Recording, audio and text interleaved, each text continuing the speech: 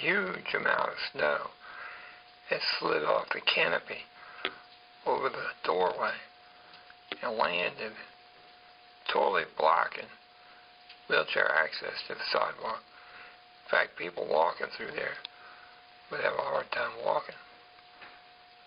Looks like maybe a couple of chunks have fallen off trees out a little farther distant. That is a big pile of snow.